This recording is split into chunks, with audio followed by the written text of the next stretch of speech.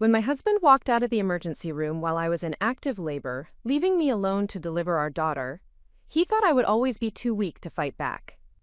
The look on his face when my attorneys served him divorce papers and custody documents 6 months later told me everything I needed to know about how wrong he had been. Before we jump back in, tell us where you're tuning in from, and if this story touches you, make sure you're subscribed, because tomorrow I've saved something extra special for you. My name is Elena Castellanos, and until 18 months ago, I believed that love meant accepting whatever scraps of attention and care someone was willing to give you. I had spent 8 years of my life married to a man who treated my needs as optional suggestions, and my feelings as inconvenient interruptions to his carefully planned existence. But sometimes it takes a moment of absolute abandonment to discover the strength you never knew you possessed. The story I am about to share with you changed everything I thought I knew about my own worth, my capacity for resilience, and what it truly means to fight for the life you deserve.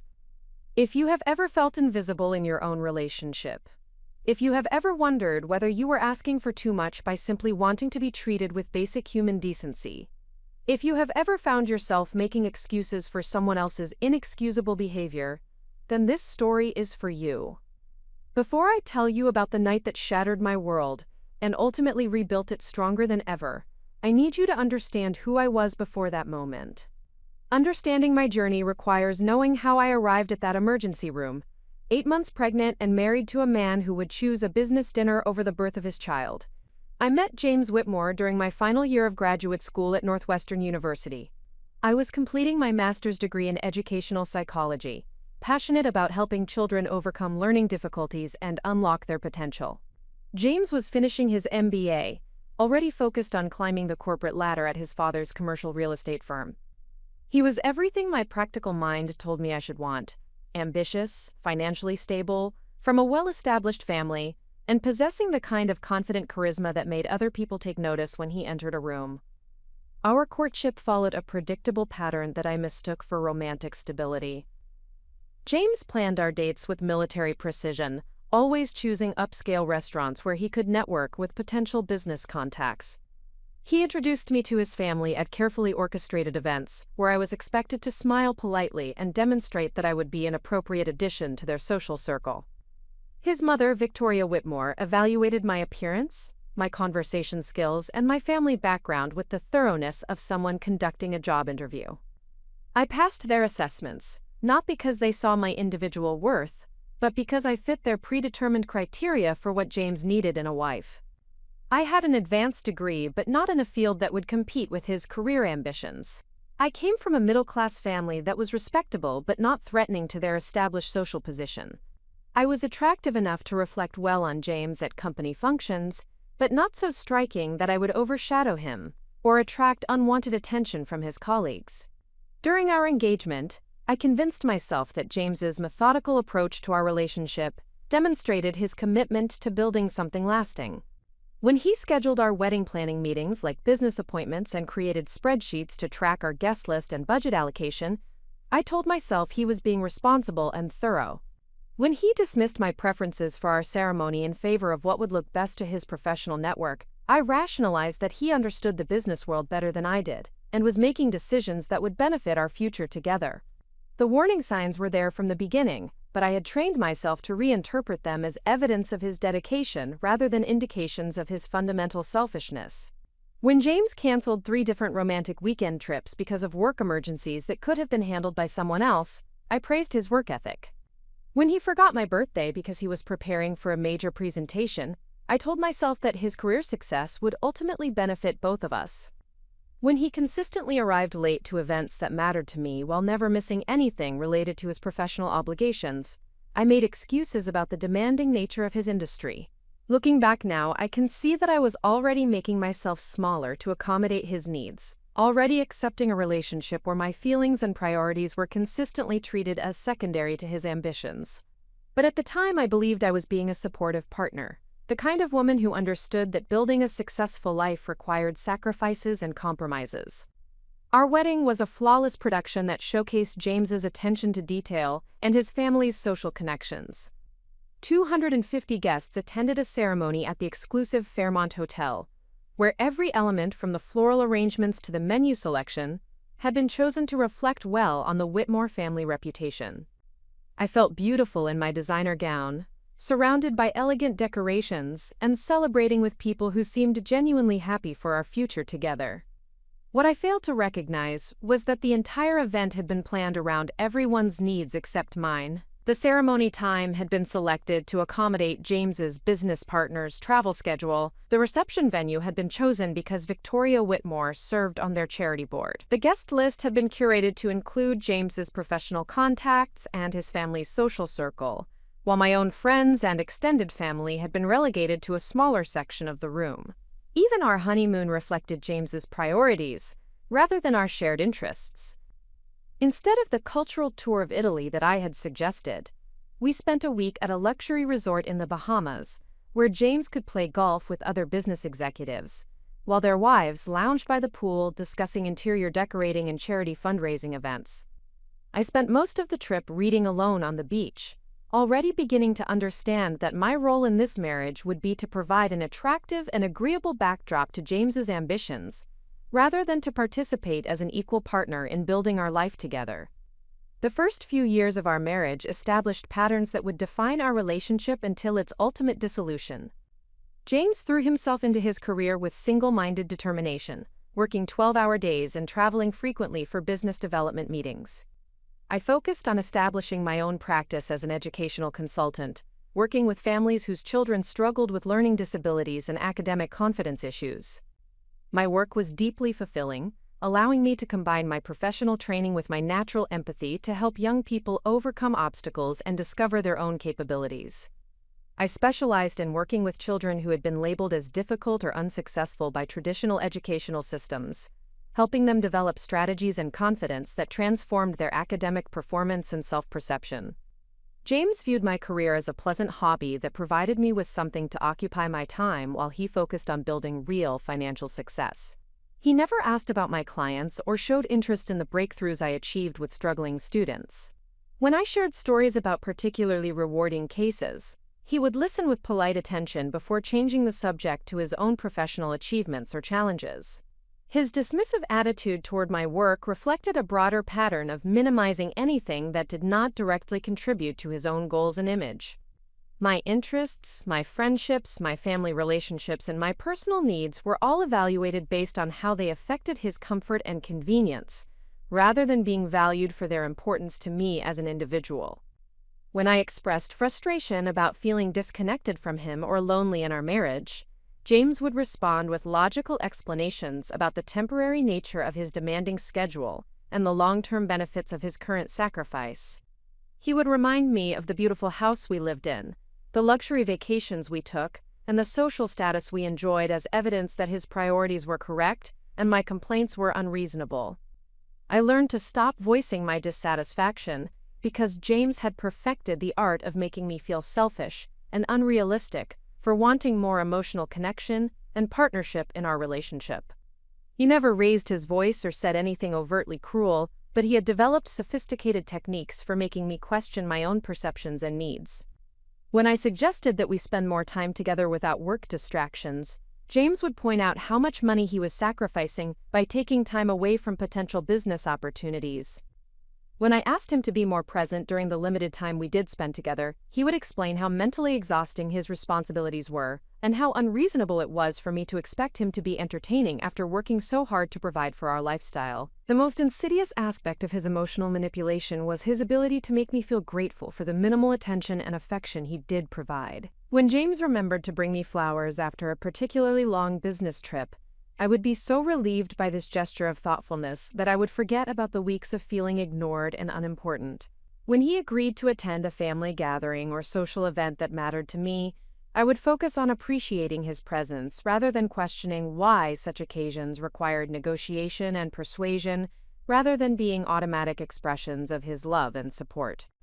By our 5th year of marriage, I had unconsciously trained myself to expect very little from our relationship and to be grateful for whatever crumbs of attention James was willing to offer.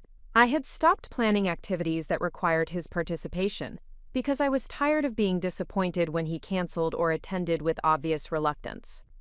I had stopped sharing my deeper thoughts and feelings because he had made it clear that emotional conversations were inconvenient and unnecessary.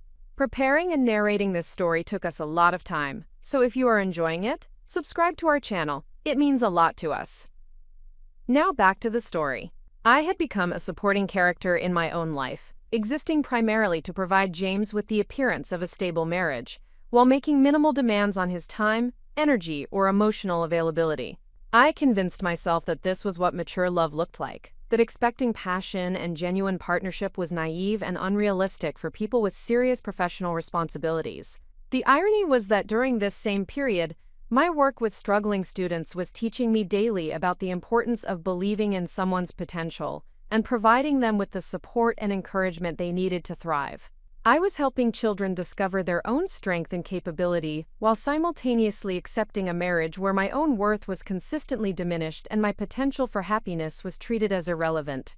I had become an expert at recognizing when young people were being held back by low expectations and insufficient support, yet I was blind to how completely I had accepted similar treatment in my most important personal relationship. I was passionate about helping children develop the confidence to advocate for themselves and pursue their dreams, while I had quietly abandoned my own needs and desires to avoid conflict with a man who viewed my happiness as optional. The contrast between who I was professionally and who I had become personally should have been a wake-up call, but I had become so skilled at compartmentalizing my life that I failed to apply the insights from my successful career to my failing marriage. I could see clearly when children were being undervalued and neglected, but I had lost the ability to recognize that I deserved the same care and respect that I encouraged my young clients to demand for themselves. This was the version of myself that became pregnant after 7 years of marriage, during a brief period when James seemed more attentive and affectionate than usual. I later realized that his temporary increase in attention had coincided with a major business deal that required him to present himself as a stable family man to potential investors, but at the time I interpreted his behavior as evidence that our relationship was finally deepening and maturing. When I discovered I was pregnant, I felt a combination of joy and terror that surprised me with its intensity.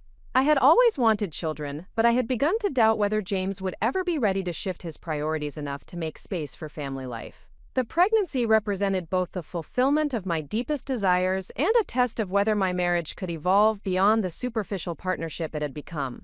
James's initial response to the pregnancy news seemed positive, though characteristically focused on practical considerations rather than emotional connection. He immediately began researching the best obstetricians, the highest-rated hospitals, and the most exclusive private schools, approaching impending fatherhood with the same methodical planning he applied to business projects. I mistook his practical engagement for emotional investment, not yet understanding that James viewed our baby primarily as another element of his carefully curated image rather than as a person he was eager to love and nurture. He was excited about becoming a father in the abstract sense, proud of adding this achievement to his list of life accomplishments, but he showed little interest in the day-to-day reality of pregnancy, or the emotional journey we were supposed to be sharing. As my pregnancy progressed, the fundamental problems in our marriage became more apparent rather than less. James continued to prioritize work above everything else, missing prenatal appointments, avoiding conversations about parenting responsibilities, and showing irritation when pregnancy-related needs interfered with his schedule or plans. The night that changed everything began like so many others, with James announcing that he had an important business dinner that could not be rescheduled, despite the fact that I was already experiencing irregular contractions and had been feeling unwell throughout the day. At 38 weeks pregnant, I was officially considered full-term, and my doctor had warned me that labor could begin at any time. When I asked James to postpone his dinner, or at least ensure that his phone would be available if I needed him, he responded with the familiar mixture of logic and dismissal that had characterized our entire relationship. The dinner was with potential investors, who were only in town for one night. The meeting could determine the success or failure of his most important business deal. I was probably just experiencing false labor, and even if it was real labor, first babies typically took many hours to arrive. I should have insisted that he stay home. I should have demanded that my needs and our baby's arrival take precedence over his business obligations. But 8 years of training had taught me to accept his priorities as more important than my own, to believe that my concerns were probably overblown, and to avoid creating conflict that might interfere with his professional success. So I told him to go to his dinner, promising to call if anything significant happened, secretly hoping that he would recognize the inappropriateness of his choice and decide to stay with me. Instead, he kissed my forehead distractedly, reminded me that his phone might be on silent during the dinner, and left me alone in our beautiful house with an emergency bag packed, and a growing certainty that this night would end differently than either of us expected. What happened next would shatter every assumption I had made about my marriage, my worth, and my capacity to survive on my own. But it would also mark the beginning of the most important transformation of my life, the moment when I finally stopped accepting less than I deserved and started fighting for the future I wanted to create. If you have ever felt alone in a relationship that was supposed to provide partnership and support, if you have ever wondered whether you were asking for too much by expecting basic consideration and care, if you have ever made excuses for someone else's inexcusable choices, then you understand the version of myself that went into labor that October night, still believing that love meant accepting whatever someone else was willing to give you. You are about to discover, along with James Whitmore and everyone else who underestimated me, just how wrong that assumption turned out to be. The contractions began in earnest at 9:47 p.m., exactly 37 minutes after James left for his business dinner. I know the precise time because I was standing in our kitchen, holding a glass of water and watching the digital clock on the microwave, when the first wave of real pain seized my entire abdomen with an intensity that made my previous discomfort seem like a gentle warning. The sensation was unlike anything I had experienced during the weeks of false labor that had been teasing me for the past month. This pain demanded my complete attention, radiating from my lower back through my pelvis, with a purposeful rhythm that my body seemed to recognize even though my mind was still catching up to the reality of what was happening. I set the water glass on the counter with trembling hands and began timing the intervals, hoping desperately that this was another false alarm, even as some deeper instinct told me that our daughter had decided tonight was the night she would make her entrance into the world. By 10:15 p.m., the contractions were coming every 6 minutes with a consistency that left no room for denial. I called James's cell phone, knowing it would likely go to voicemail but needing to try anyway. His recorded voice, professional and distant even in this personal context, invited me to leave a message that he would return as soon as possible. I tried to keep my voice calm and matter-of-fact as I explained that I was experiencing regular contractions and would need him to come home soon, but even as I spoke the words, I could hear the underlying plea that I was trying so hard to suppress. The next hour passed in a blur of escalating pain and growing anxiety, as I tried repeatedly to reach James while managing contractions that were becoming stronger and more frequent with each passing cycle. I called his office line, knowing he wouldn't be there but hoping his assistant might have information about where the dinner was taking place. I tried texting him urgent messages that went unread and unanswered. I even attempted to reach his business partner, Marcus, but his phone also went directly to voicemail. As the pain intensified and the intervals between contractions shortened to 4 minutes, then 3, I realized I was facing a choice that no woman should have to make while in active labor. I could wait for James to check his phone and risk delivering our baby alone in our house, or I could drive myself to the hospital and hope that he would join me there once he finally received my messages. The decision was made for me when a particularly powerful contraction caused me to double over in our hallway, gripping the wall for support while a flood of warm liquid ran down my legs onto the hardwood floor. My water had broken, and there was no longer any question about whether this was real labor or how much time I had before our daughter would arrive. I managed to call an ambulance, though speaking clearly through the contractions required every ounce of concentration I possessed. The dispatcher was professional and reassuring, asking me standard questions about my due date, previous pregnancies, and current symptoms, while I struggled to provide coherent answers between waves of pain. She stayed on the line with me until the paramedics arrived, offering calming words and practical advice that helped me maintain some sense of control during what felt like the complete breakdown of my carefully planned birthing experience. The paramedics who responded to my call were competent and compassionate, immediately recognizing that I was in advanced labor and needed immediate transport to the hospital. They helped me gather my overnight bag and important documents, while efficiently preparing me for the ambulance ride, treating me with the kind of professional care and attention that James should have been providing but was nowhere to be found. During the 10-minute ride to Northwestern Memorial Hospital, I continued trying to reach James while managing contractions that were now coming every 2 minutes with increasing intensity.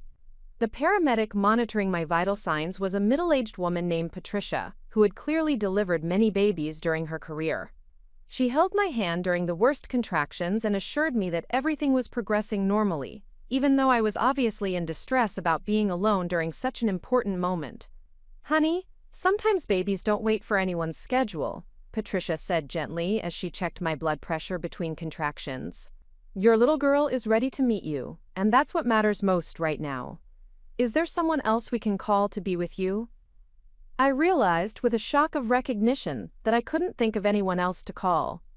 During 8 years of marriage, I had gradually lost touch with most of my close friends, partly due to James's subtle discouragement of relationships that didn't serve his social or professional interests, and partly because I had become so focused on trying to be the perfect wife that I had neglected the friendships that once sustained me. My sister lived in California and was dealing with her own family crisis. My parents were traveling in Europe for their 40th wedding anniversary, a trip they had been planning for years. My closest college friend had moved to Boston for a job opportunity, and we had let our communication dwindle to occasional social media interactions and holiday cards. The isolation that I had accepted as a natural consequence of adult responsibilities suddenly revealed itself as something much more troubling, a systematic erosion of my support network that had left me completely dependent on a man who wasn't even answering his phone while I gave birth to his child. We arrived at the hospital emergency room at 11:43 p.m., and I was immediately transferred to a wheelchair and rushed to the maternity ward, where the staff took over my care with efficiency and expertise. The triage nurse, a woman in her 50s with kind eyes and steady hands, quickly assessed my condition and determined that I was already 7 centimeters dilated and progressing rapidly toward delivery. "This baby is in a hurry," she announced to the team assembling around my bed. "We need to get her upstairs and ready for delivery immediately. Is Dad on his way?" Quote, I tried to explain that my husband was at a business dinner and hadn't responded to my calls yet, but another contraction seized me before I could finish the sentence. The nurse squeezed my shoulder sympathetically and assured me that they would take excellent care of me whether he arrived in time or not. The next several hours blurred together in a haze of medical procedures, mounting pain, and the surreal experience of going through labor without the partner who was supposed to be my primary source of support and encouragement. The nursing staff was exceptional, providing both medical expertise and emotional comfort as I navigated the most challenging physical experience of my life while dealing with the emotional trauma of my husband's absence. Dr. Sarah Martinez, the attending obstetrician who took over my care, was a woman in her early 40s who radiated competence and compassion. She explained each stage of my labor clearly and involved me in all decisions about my care, treating me as an intelligent partner in the birthing process rather than a passive patient who needed to be managed by medical professionals. "Elena, you're doing beautifully," Dr. Martinez said as she checked my progress around 2 a.m. "Your baby is in perfect position, and everything is proceeding exactly as it should. I know this isn't how you planned for tonight to go, but you're handling this with incredible strength and grace." Her words meant more to me than she could have known. For years, I had received so little genuine encouragement and recognition from the person whose opinion mattered most to me, that hearing professional acknowledgement of my capabilities felt like a revelation. I was handling this crisis with strength and grace not because someone was supporting me through it, but because I possessed resources and resilience that I had forgotten existed. At 3:17 a.m., James finally arrived at the hospital, bursting into my delivery room with the kind of dramatic urgency that might have been touching if it hadn't come 5.5 hours after I first called him for help. He was still wearing his expensive business suit, though his tie was loosened and his usually perfect hair was disheveled, creating the appearance of someone who had rushed to be by my side.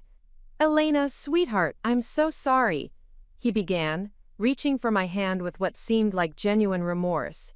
"The dinner ran so much later than expected, and I didn't see your messages until we were leaving the restaurant. I came as soon as I could." His explanation might have been acceptable if I hadn't been coherent enough to notice several details that contradicted his narrative of innocent miscommunication. His breath carried the distinct aroma of expensive whiskey, suggesting that his business dinner had involved significantly more alcohol than a typical professional meeting. His shirt had lipstick stains on the collar that were a shade I had never worn. raising questions about exactly what kind of business had been conducted that evening. Most tellingly, when I asked why he hadn't checked his phone for over 5 hours, he became defensive and irritated rather than apologetic. "Elena, this isn't the time to interrogate me about my evening," James said sharply, his initial show of concern already giving way to his characteristic impatience with anything that challenged his version of events. "I'm here now, and that's what matters. How are you feeling? When is the baby coming?" Dr. Martinez had been observing this interaction with professional discretion, but I caught the slight tightening around her eyes that suggested she was forming her own opinions about my husband's priorities and character. When James began asking detailed questions about the medical procedures and trying to take charge of decisions that I had already made with my healthcare team, she politely but firmly established that her patient was me and that my preferences would continue to guide all aspects of my care. The final stage of labor progressed quickly after James's arrival, though his presence felt more like an additional source of stress than the comfort and support I had imagined receiving from my life partner during this momentous occasion. He alternated between hovering anxiously and checking his phone for work messages, never quite managing to be fully present for the experience we were supposed to be sharing. When our daughter finally made her entrance into the world at 4:52 a.m., the moment was so overwhelmingly beautiful and profound that it temporarily overshadowed all my concerns about James's behavior. She was perfect in every way, with dark hair like mine and expressive eyes that seemed to take in everything around her with alert curiosity. Holding her for the first time, feeling her warm weight against my chest and listening to her strong, healthy cries, I experienced a love so immediate and fierce that it changed something fundamental in my understanding of what I was capable of feeling and doing. "She's gorgeous, Elena," James said softly, and for a moment his voice carried genuine emotion and wonder. "Look what we made together." Quote, "For a brief period, as we marveled at our daughter's tiny fingers and perfect features, I allowed myself to believe that this experience might mark a turning point in our marriage. Perhaps becoming parents would help James understand what truly mattered in life. Perhaps the overwhelming reality of holding his own child would shift his priorities and make him recognize that some things were more important than business deals and professional advancement." Those hopes were shattered less than an hour later, when James's phone rang with what he described as an urgent call from his business partner about a problem that had developed with their investor meeting. Without asking if I needed anything, or even discussing whether this was an appropriate time to leave, James announced that he had to go handle a crisis at the office and would return later that morning. "The investors are flying back to New York this afternoon, and if we don't resolve this issue immediately, we could lose the entire deal," he explained while already putting on his suit jacket. "I'll be back as soon as I can, and then we can focus on enjoying our new family."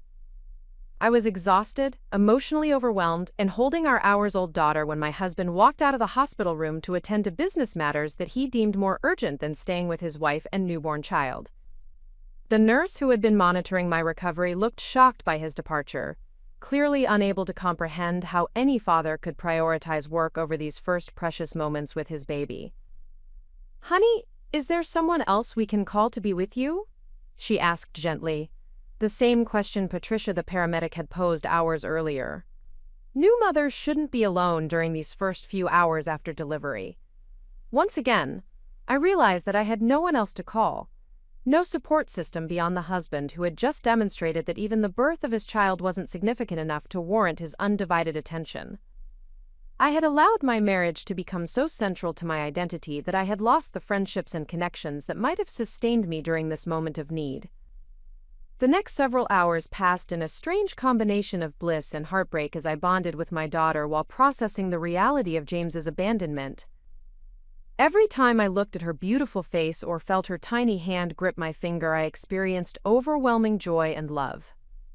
But underlying that happiness was a growing awareness that the partnership I had expected to share in raising this precious child was already revealing itself to be an illusion.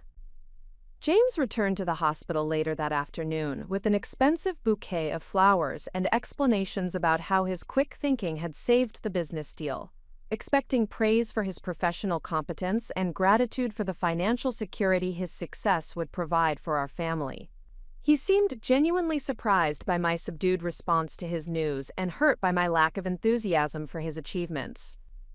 "Elena, I thought you'd be happy that everything worked out with the investors," he said, settling into the chair beside my hospital bed, with the air of someone who expected appreciation rather than criticism.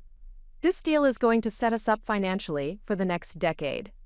Our daughter will never have to worry about college tuition or anything else she might need."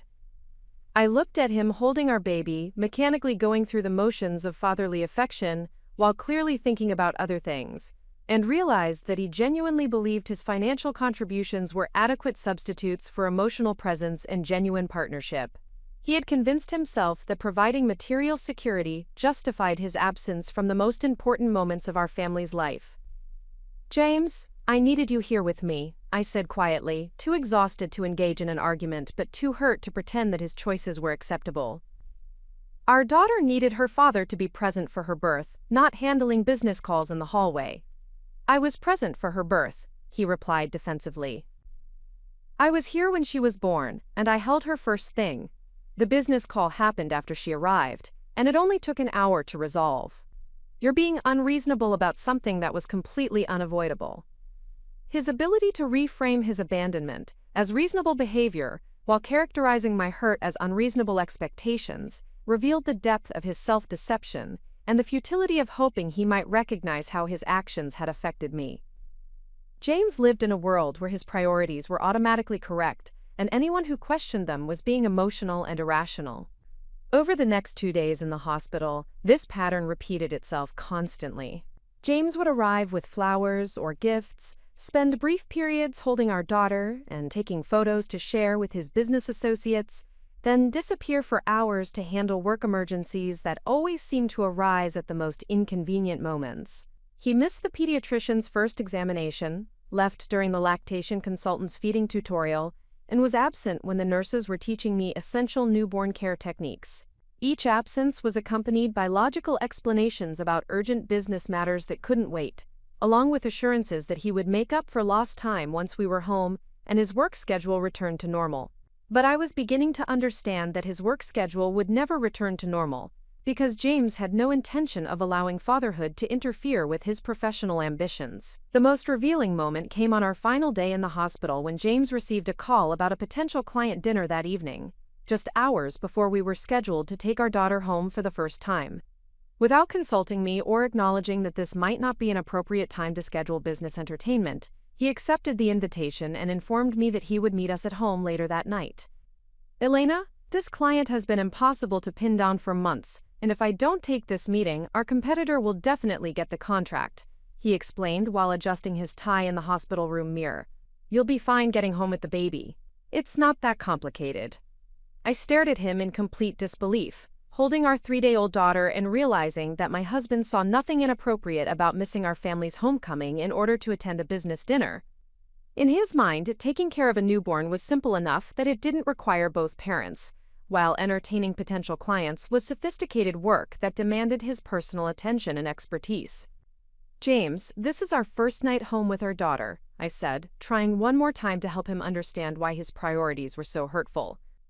"Don't you want to be there for this milestone?" "Of course I want to be there," he replied impatiently. "But I also want to provide for our family's future. Someone has to make the hard choices and sacrifices necessary to maintain our lifestyle. You get to stay home and enjoy bonding with the baby while I handle the pressure of supporting all of us financially." His characterization of my role as enjoyable relaxation, while his work constituted noble sacrifice, perfectly encapsulated everything that was wrong with our marriage.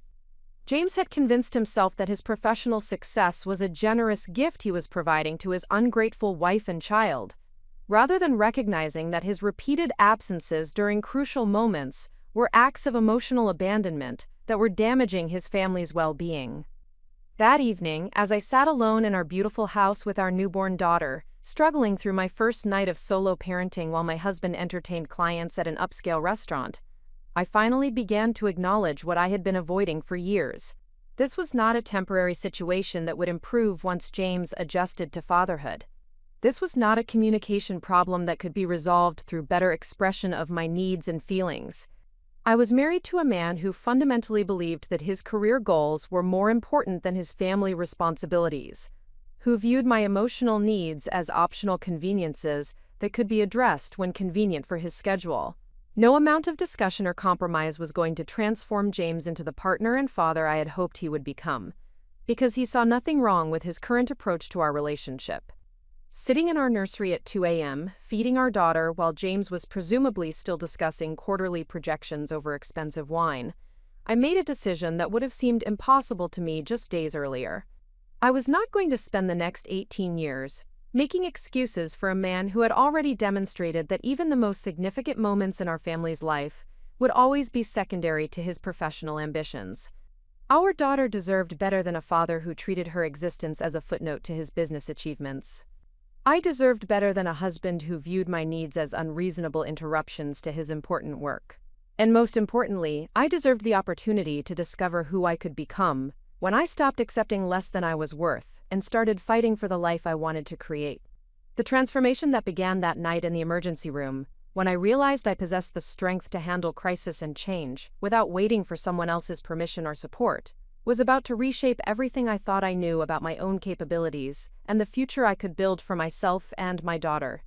James had no idea that his business dinner was the last straw in a marriage that had been deteriorating for years. He had no idea that the woman he left alone with a newborn baby was not the same woman who had spent 8 years accepting his emotional neglect and prioritizing his comfort over her own well-being. He was about to discover that abandoning someone during their most vulnerable moment doesn't make them weaker. Sometimes it makes them strong enough to stop accepting abandonment altogether. The first 6 weeks after our daughter Isabella's birth passed in a surreal combination of new mother exhaustion and growing clarity about the reality of my marriage. While my body recovered from childbirth, and I adjusted to the overwhelming demands of caring for a newborn, my mind was processing everything that had happened during those crucial first days of her life with a sharpness that surprised me. Each sleepless night, as I fed Isabella while James slept undisturbed in our bedroom, I found myself reviewing not just the emergency room abandonment, but years of smaller abandonments that I had rationalized or minimized. The pattern that had revealed itself so starkly during my labor had actually been present throughout our entire relationship, but I had trained myself to focus on James's explanations rather than his actions, his intentions rather than his impact. During those quiet pre-dawn hours, holding my daughter and listening to her gentle breathing, I began to understand that the woman who had accepted years of emotional neglect and who had made excuses for her husband's absence during the birth of their child was not weak or foolish. She had been operating from a belief system that equated love with sacrifice and partnership with accommodation, beliefs that had been reinforced by a culture that praised women for being understanding and flexible, while rarely questioning whether the men in their lives were providing equivalent consideration and care. But becoming a mother had shifted something fundamental in my perspective. Looking at Isabella's perfect, trusting face, I realized that I would never want her to accept the kind of treatment I had been tolerating. I would never want her to believe that love required her to make herself smaller, to suppress her needs, or to be grateful for the minimal effort someone else was willing to invest in her happiness and well-being. The recognition that I was modeling a relationship dynamic that would potentially influence my daughter's future expectations of love and partnership created an urgency about change that had been absent when I was only considering my own needs. Isabella deserved to grow up seeing her mother valued and respected, not dismissed and marginalized. She deserved to learn that healthy relationships required mutual effort and consideration, not one-sided sacrifice and accommodation. James's behavior during those first weeks of fatherhood confirmed every concern I had developed about his capacity for genuine partnership and emotional presence. He approached parenting with the same detached efficiency he applied to business projects, viewing Isabella as another responsibility to be managed rather than a person to be cherished and nurtured. When Isabella cried during the night, James would suggest that I handle the situation, since breastfeeding made me the more logical choice for nighttime care. When she needed diaper changes or baths, he would defer to my maternal instincts while positioning himself as an assistant rather than an equal partner in her care. When friends and family visited to meet our daughter, James would proudly display her like an achievement he had accomplished, while leaving me to manage all the practical aspects of hosting and infant care simultaneously. His contributions to Isabella's daily care were minimal and sporadic, offered more as favors to me than as natural expressions of paternal love and responsibility. When he did participate in feeding or changing her, he approached these tasks with visible reluctance and frequently commented on how difficult and time-consuming they were, creating the impression that he was making significant sacrifices while I was simply fulfilling my natural role as her primary caregiver. The most revealing aspect of James's approach to fatherhood was his complete inability to understand why I might need support beyond his financial contributions. When I expressed exhaustion from managing round-the-clock care while recovering from childbirth, he would remind me that his demanding work schedule was ultimately for our family's benefit. When I mentioned feeling isolated and overwhelmed, he would suggest that I hire help rather than recognizing that what I needed was partnership from him. His solution to every challenge I faced as a new mother involved money rather than his personal involvement, reflecting his deep-seated belief that his role as provider exempted him from meaningful participation in the emotional and practical work of family life. He genuinely believed that earning a substantial income was equivalent to being a good husband and father, regardless of his actual availability and engagement with his wife and child. This dynamic became particularly apparent when I attempted to discuss concerns about Isabella's sleep patterns and feeding schedule with James.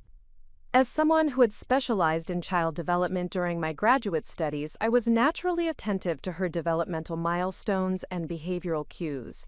But James treated my observations as neurotic overanalysis rather than valuable insights from an educated and experienced professional. When I shared research about infant sleep safety or nutrition guidelines, James would dismiss my concerns as typical new mother anxiety while positioning himself as the rational voice of common sense. When I suggested that we establish consistent routines that would benefit Isabella's development, he would argue that I was overthinking natural processes that didn't require such detailed planning and attention. His invalidation of my expertise and instincts as a mother was particularly painful because it reflected the same pattern of dismissal that had characterized his response to my professional accomplishments throughout our marriage. James had never genuinely respected my intelligence or capabilities, viewing my advanced degree and successful career as pleasant accessories to my primary role as his supportive wife, rather than as evidence of my competence and value as an individual. The contrast between James's approach to fatherhood and my own dedication to Isabella's well-being highlighted the fundamental incompatibility in our values and priorities. Where I saw parenting as the most important work of my life, requiring my full attention and best efforts, James viewed it as one of many responsibilities that could be managed efficiently without interfering with his primary focus on professional achievement. This disparity became even more pronounced when James began traveling for business again just 3 weeks after Isabella's birth. His first trip, a 4-day conference in Las Vegas that he described as essential for maintaining client relationships, left me alone with a newborn, while I was still recovering physically and emotionally from childbirth. When I expressed concern about managing Isabella's care independently so soon after delivery, James responded with irritation rather than understanding, arguing that millions of women throughout history had raised children without constant help, and that my anxiety about a few days alone was evidence of my inexperience rather than a reasonable request for support during a vulnerable time. His characterization of my needs as weakness rather than legitimate concerns revealed the extent to which he had internalized a worldview that valued stoicism and independence over connection and mutual support. James believed that asking for help demonstrated inadequacy, and he extended this philosophy to our marriage and family life, expecting me to handle whatever challenges arose without requiring additional effort or sacrifice from him.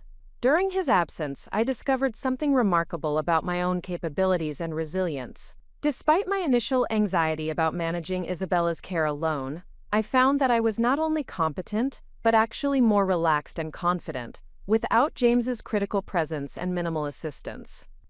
His periodic interventions in her care had often been more disruptive than helpful, breaking the rhythms and routines I had established while adding stress through his obvious reluctance and inexperience. Caring for Isabella without James's reluctant help allowed me to trust my instincts and develop my own approaches to soothing her, feeding her, and responding to her needs.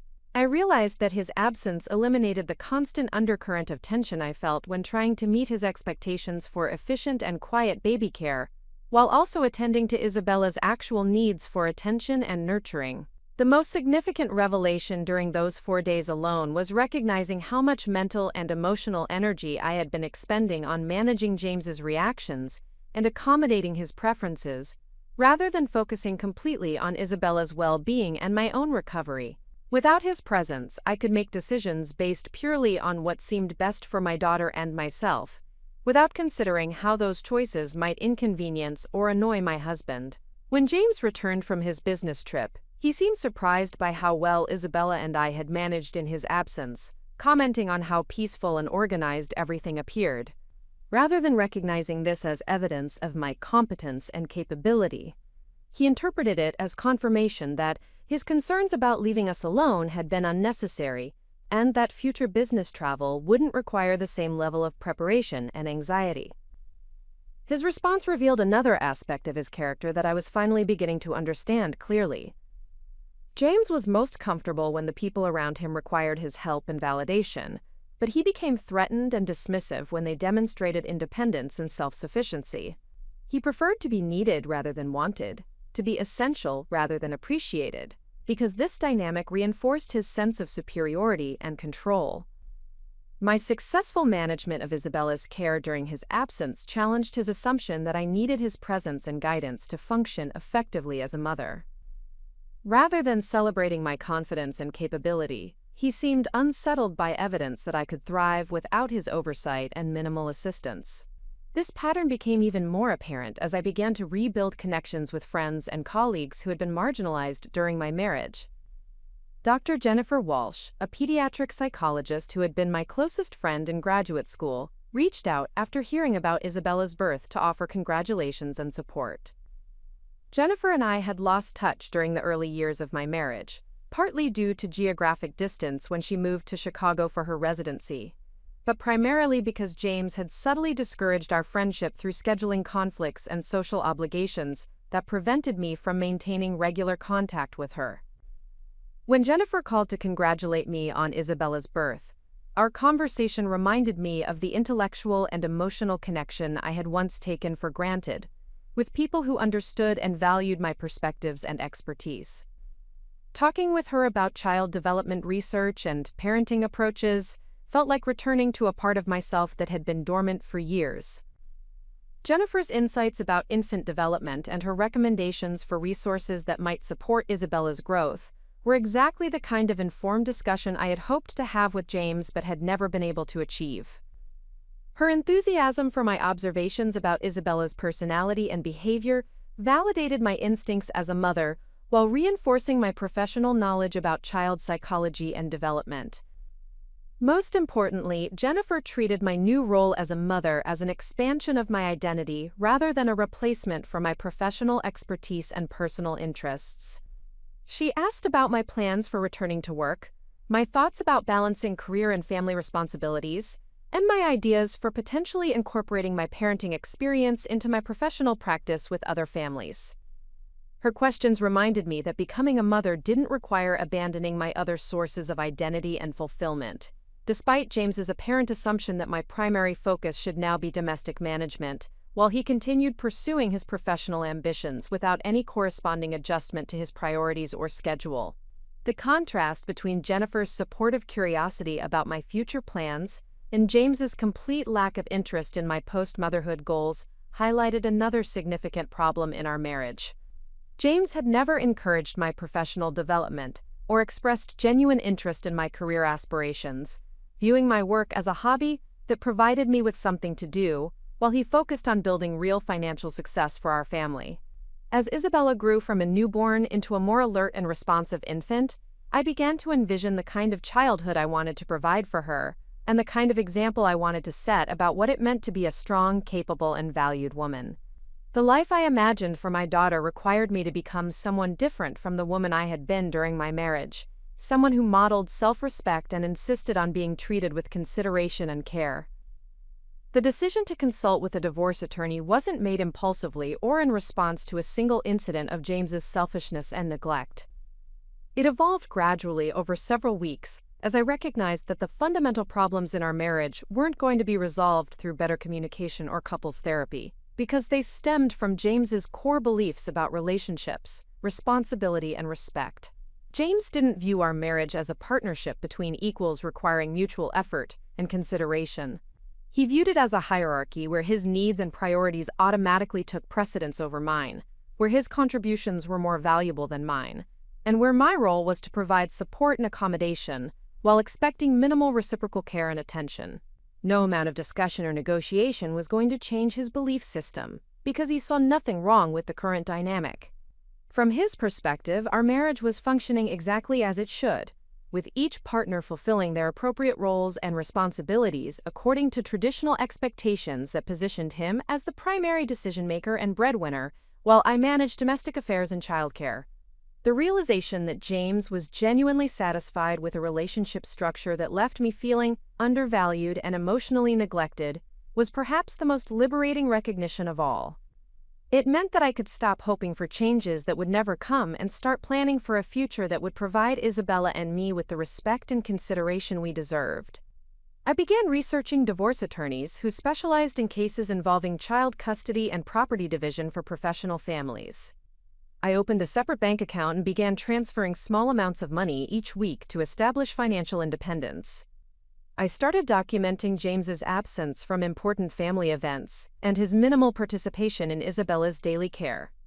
Most importantly, I began to envision a life where my needs and priorities mattered, where my expertise and instincts were valued, and where I could model for Isabella what it looked like to be in relationships that were based on mutual respect and genuine care, rather than convenience and accommodation. The woman who had spent 8 years making excuses for her husband's emotional unavailability and who had accepted his abandonment during the birth of their child was transforming into someone who understood her own worth and was prepared to fight for the life she and her daughter deserved. James had no idea that his pattern of neglect and dismissal had finally awakened something in me that would no longer accept being treated as optional. He was about to discover that the quiet, accommodating wife he had taken for granted possessed strength and determination that he had never bothered to recognize, and that underestimating someone's capacity for change could have consequences he had never considered. The foundation for my new life was being laid during those early weeks of motherhood, not through dramatic confrontations or ultimatums, but through quiet recognition of my own value and methodical preparation for the independence that Isabella and I would need to thrive without the man who had already demonstrated that we were secondary to his other priorities. The decision to contact attorney Catherine Morrison came during Isabella's 10th week of life, following an incident that crystallized my understanding of how fundamentally James viewed our family dynamics. I had been invited to speak at a professional conference about innovative approaches to childhood learning disabilities, an opportunity that represented both personal validation and potential career advancement in my field of educational psychology. The conference organizers had specifically requested my participation based on my previous research and publications, and the speaking engagement would have provided valuable exposure for my consulting practice while allowing me to contribute to important discussions about educational reform. The timing seemed manageable, as the conference was scheduled for a single day when Isabella would be old enough to spend several hours with a babysitter. When I shared this professional opportunity with James, his response revealed the depth of his assumption that my career was now permanently secondary to domestic responsibilities. Rather than expressing pride in my professional recognition or offering to adjust his schedule to support my participation, he immediately began listing reasons why accepting the speaking engagement would be impractical and potentially harmful to Isabella's well-being. James argued that leaving Isabella with a babysitter for an entire day was unnecessarily risky when she was still so young and dependent on breastfeeding. He suggested that the stress of preparation and travel might affect my milk supply and disrupt the feeding schedule we had established. He questioned whether the professional benefits of the conference were worth the potential complications to our family routine. Most tellingly, James positioned his concerns as protective of both Isabella and me, framing his opposition to my professional engagement as evidence of his thoughtful consideration for our family's needs. He presented himself as the rational voice of parental responsibility, while characterizing my interest in maintaining professional connections as potentially selfish prioritization of career advancement over maternal duties. His response demonstrated that James viewed my transformation into a mother as a complete redefinition of my identity and priorities, expecting me to abandon the professional achievements and intellectual interests that had once defined my sense of purpose and self-worth. He had assumed that becoming Isabella's mother would naturally eliminate my desire for external validation and career development, leaving me fulfilled by domestic responsibilities and grateful for his continued financial support. The conversation revealed that James had never truly respected my professional capabilities or understood the significance of my work with children and families. Throughout our marriage, he had tolerated my career as a pleasant distraction that provided me with something interesting to do while he focused on building real financial success, but he had never viewed my professional contributions as genuinely valuable or worthy of serious consideration. His expectation that I would automatically decline the conference invitation without discussion or negotiation reflected his belief that my individual needs and aspirations were now appropriately subordinated to family responsibilities, while his own professional commitments remained sacrosanct and non-negotiable regardless of their impact on our household or parenting duties. The contrast between James's assumptions about my post-motherhood priorities and my actual feelings about maintaining professional engagement was stark and illuminating. Rather than finding fulfillment solely through domestic life, I had discovered that becoming a mother had actually enhanced my understanding of child development and strengthened my commitment to helping families navigate educational challenges. My experience with Isabella had provided practical insights that complemented my academic training, creating opportunities to contribute more effectively to discussions about early childhood development and family dynamics. The conference invitation represented not just professional recognition, but a chance to integrate my personal growth as a mother with my expertise as an educational psychologist. James's inability to understand or support this integration of my maternal and professional identities made clear that he viewed motherhood as a limiting rather than expanding experience, something that should naturally reduce my ambitions and interests rather than providing new perspectives and opportunities for contribution. His response to the conference invitation served as the final confirmation that our fundamental values about partnership, personal growth, and family dynamics were incompatibly different. James believed that having children meant that mothers should willingly sacrifice their individual development for the benefit of family stability, while fathers continued pursuing their professional goals with the understanding that their career success ultimately benefited the entire family. I realized that accepting this dynamic would mean spending the next 18 years watching James continue to grow and achieve, while I remained static in a role that he viewed as noble but ultimately secondary to his more important work in the business world. More significantly, it would mean modeling for Isabella a relationship structure where women's aspirations were considered optional, while men's ambitions were treated as essential family priorities. The morning after our conversation about the conference, I called Catherine Morrison's law office and scheduled a consultation appointment. Catherine had been recommended by Jennifer, who had worked with her during her divorce proceedings 2 years earlier, and had praised both her legal expertise and her understanding of the particular challenges faced by professional women seeking to maintain career development while ensuring appropriate custody arrangements for their children. Catherine Morrison's office was located in a restored Victorian building in Chicago's Lincoln Park neighborhood, and the environment immediately conveyed both professionalism and warmth. The reception area featured comfortable seating arrangements and artwork that created an atmosphere of calm confidence rather than the sterile intimidation often associated with legal offices. Catherine herself was a woman in her early 50s, with silver-streaked auburn hair and intelligent hazel eyes that conveyed both compassion and determined competence. She had built her practice specifically around family law cases involving professional women, and her approach emphasized strategic planning and thorough preparation rather than adversarial confrontation whenever possible. During our initial consultation, Catherine listened carefully as I described the pattern of emotional neglect and practical abandonment that had characterized my marriage, paying particular attention to the incident during Isabella's birth and James's subsequent behavior during the early weeks of her life. She took detailed notes about our financial arrangements, property ownership, and James's income and assets, while asking perceptive questions about my own career goals and financial resources. Catherine's questions helped clarify aspects of my situation that I had not fully considered, particularly regarding the legal and practical implications of seeking primary custody of Isabella while maintaining my professional practice. She explained that Illinois family law emphasized the best interests of the child in custody determinations, and that demonstrated patterns of parental involvement and commitment would be significant factors in any custody evaluation. The documentation I had been casually maintaining about James's minimal participation in Isabella's daily care would become crucial evidence in establishing that I had been functioning as her primary caregiver from birth. Catherine advised me to continue recording specific instances of his absence from important events and his lack of engagement with routine childcare responsibilities, as this information would support my request for primary physical custody. More importantly, Catherine helped me understand that seeking divorce did not require me to justify my decision through dramatic accusations or evidence of severe misconduct.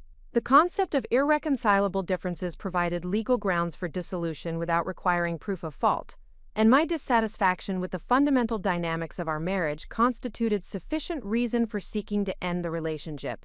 This information was particularly liberating because I had been struggling with concerns about whether James's behavior was bad enough to justify divorce, especially given his financial contributions and the absence of obvious abuse or infidelity.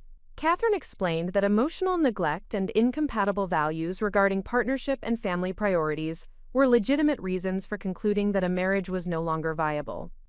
Catherine also addressed my concerns about the potential impact of divorce proceedings on Isabella's emotional well-being and future relationship with her father.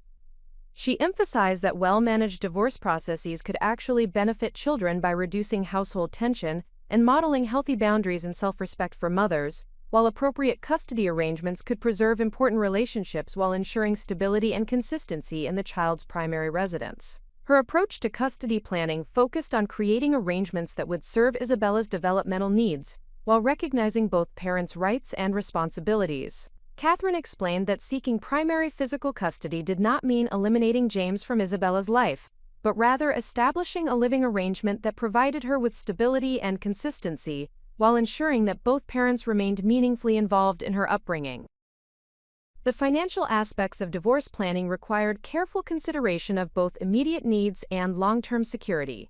Catherine reviewed our joint assets, including our house, investment accounts, and James's business interests, explaining how Illinois property division laws would likely affect the distribution of marital assets.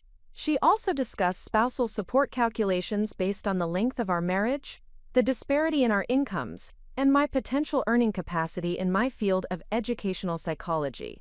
While James earned significantly more than I did through his commercial real estate work, my advanced degree and professional experience would enable me to achieve financial independence with appropriate transitional support. Catherine's analysis revealed that my financial situation post-divorce would be significantly different from my current lifestyle but entirely manageable with proper planning and preparation. The key would be establishing realistic budgets for housing, childcare, and professional expenses, while building my consulting practice to provide stable long-term income. Most importantly, Catherine helped me understand that financial considerations, while important, should not prevent me from pursuing a divorce if I was genuinely unhappy in my marriage and believed that ending the relationship would ultimately benefit both Isabella and me. She had worked with many professional women who had successfully rebuilt their lives after divorce, often discovering greater satisfaction and fulfillment than they had experienced during marriages that had constrained their personal and professional development. Our consultation concluded with Catherine providing me with a detailed action plan for preparing for divorce proceedings while maintaining confidentiality and minimizing disruption to Isabella's routine. The plan included steps for documenting financial information, establishing separate banking arrangements, securing important personal documents, and beginning to develop the evidence that would support my custody and support requests. Catherine also recommended a family therapist who specialized in helping parents navigate divorce proceedings in ways that prioritized children's emotional well-being, and she provided resources for support groups where I could connect with other women who had successfully managed similar transitions. The most significant aspect of our meeting was Catherine's consistent emphasis on my strength and competence throughout the discussion. Rather than positioning me as a victim who needed to be rescued from a difficult marriage, She treated me as a capable professional who was making informed decisions about her future based on realistic assessments of her situation and priorities. Her confidence in my ability to manage the practical and emotional challenges of divorce while continuing to provide excellent care for Isabella reinforced my own growing recognition that I possessed resources and capabilities that I had been underestimating during my marriage. The woman who had felt overwhelmed by the prospect of caring for Isabella alone was actually quite competent at managing multiple responsibilities and making complex decisions under pressure. Following my consultation with Catherine, I began implementing her recommendations with systematic thoroughness. I gathered financial documents including tax returns, bank statements, investment account records, and information about James's business income and assets. I researched childcare options and preschool programs that would support my ability to maintain professional commitments while ensuring high-quality care for Isabella. I also began the delicate process of rebuilding professional connections that had been neglected during my marriage, reaching out to colleagues and former clients who might provide referrals or collaboration opportunities as I prepared to expand my consulting practice. These conversations reminded me of the respect and recognition I had earned in my field before marriage had gradually shifted my focus away from professional development. The response from my professional network was overwhelmingly positive and supportive. Dr. Maria Gonzalez, who directed a learning center for children with special needs, immediately expressed interest in contracting with me for psychological evaluations and family consultations. Professor David Chen, who had been my thesis advisor in graduate school, mentioned several research projects that could benefit from my expertise in educational psychology. Most encouraging was the conversation with Dr. Sarah Kim, who had started her own practice in child and family therapy after her own divorce 5 years earlier. Sarah had successfully built a thriving practice while raising 2 young children as a single mother, and she offered both professional collaboration opportunities and personal mentorship as I prepared for my own transition to independence. These professional conversations reinforced my understanding that ending my marriage would not mean sacrificing my career development or financial security.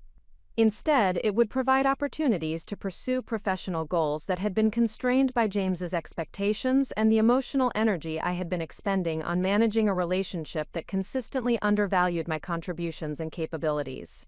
The most transformative aspect of this preparation period was recognizing that I was not leaving my marriage from a position of weakness or desperation, but from a position of growing strength and clear vision about the future I wanted to create for Isabella and myself.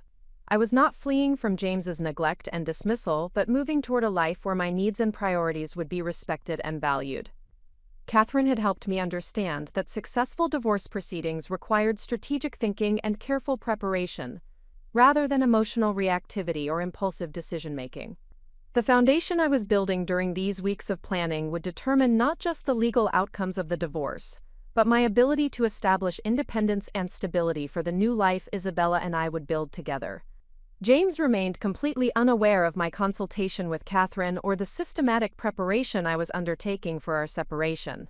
His assumption that I was too dependent on his financial support and too overwhelmed by motherhood to consider major life changes had made him complacent about the impact of his continued neglect and dismissal of my needs.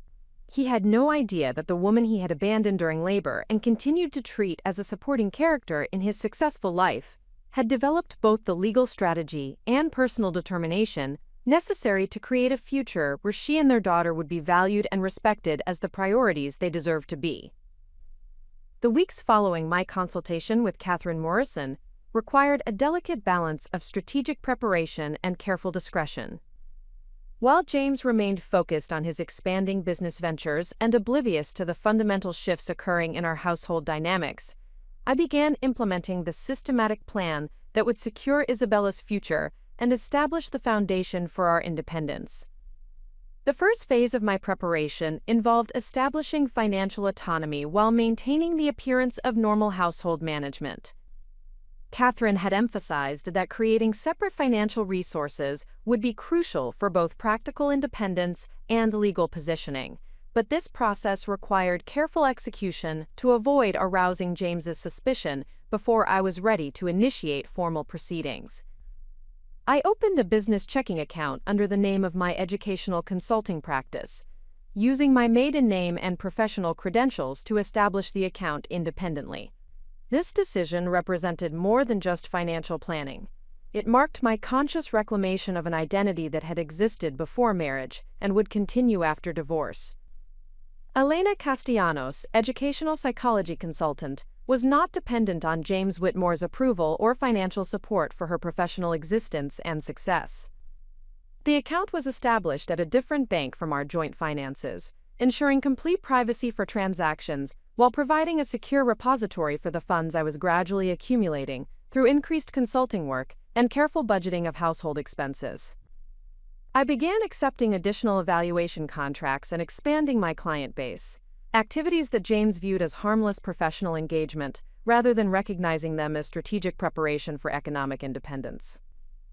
My renewed focus on professional development yielded unexpected benefits beyond financial preparation. Dr. Maria Gonzalez's Learning Center proved to be an excellent source of referrals, and my work with families navigating educational challenges provided both income and deep satisfaction that had been missing during the months when my identity had been consumed by domestic responsibilities.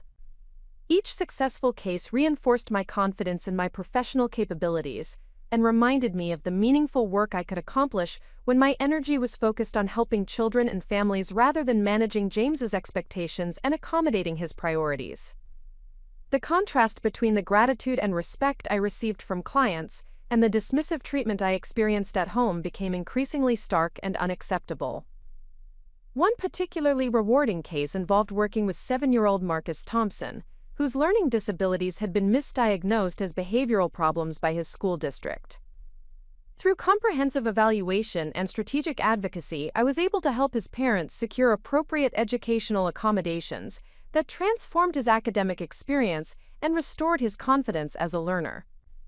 Marcus's mother, Dr. Linda Thompson, was a single parent who had successfully built a pediatric practice while raising her son independently. Her combination of professional success and dedicated parenting provided a compelling example of the life I was preparing to create for Isabella and myself. Linda's strength and competence demonstrated that single motherhood, while challenging, could provide children with stability and positive role modeling when managed with intention and commitment. The professional relationships I was developing also created a support network that would be invaluable during the transition period ahead. Dr. Sarah Kim continued to offer both collaboration opportunities and personal guidance based on her own experience navigating divorce while maintaining her clinical practice. Her insights about managing the emotional challenges of separation while protecting children's well-being proved particularly valuable as I prepared for the difficult conversations and decisions that lay ahead. The second phase of my preparation involved documenting the patterns of James's minimal engagement with Isabella's care and his consistent prioritization of business obligations over family responsibilities. Catherine had explained that establishing my role as Isabella's primary caregiver would be crucial for custody determinations, requiring detailed evidence of daily caregiving patterns rather than relying on general assertions about parental involvement. I began maintaining a detailed log of Isabella's daily routines, medical appointments, developmental milestones, and social activities, noting which parent was present for each significant event and who was responsible for routine care tasks. The documentation revealed patterns that were even more pronounced than I had realized during the daily experience of managing them. James had missed Isabella's 4-month pediatric appointment due to a client lunch that could not be rescheduled. He had been absent from her first successful attempts at rolling over because he was working late on contract negotiations. He had never attended any of the new parent support group meetings that I had found valuable for connecting with other families and learning about infant development. Most significantly, James had never independently managed Isabella's care for more than 2 hours at a time, and even those brief periods typically occurred when I was running essential errands rather than pursuing personal or professional activities. His contributions to her daily care remained sporadic and reluctant, offered as assistance to me rather than as natural expressions of paternal responsibility and affection. The documentation process also revealed the extent to which I had unconsciously organized our household routines around James's preferences and schedule, ensuring that Isabella's needs were met without creating inconvenience or disruption for his work commitments. This pattern had developed so gradually that I had not recognized how completely I had assumed responsibility for all aspects of childcare and household management, while James remained focused primarily on his business interests. The third phase of preparation involved securing important documents and creating contingency plans for the practical aspects of separation. Catherine had provided a comprehensive checklist of financial records, legal documents, and personal items that should be safely accessible before initiating divorce proceedings, emphasizing the importance of thorough preparation to avoid complications or conflicts during the formal process. I systematically gathered copies of tax returns, bank statements, investment account records, insurance policies, and property deeds, storing them in a safety deposit box that James was unaware of. I also secured Isabella's birth certificate, social security card, and medical records, ensuring that I would have immediate access to all documents necessary for establishing independent residence and continuing her health care.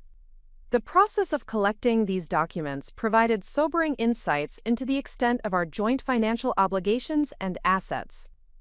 While James's income was substantial, our lifestyle had expanded to match his earnings, creating ongoing expenses for the mortgage on our Lincoln Park townhouse, luxury car payments, country club memberships, and other status-related expenditures that reflected his priorities rather than practical necessities.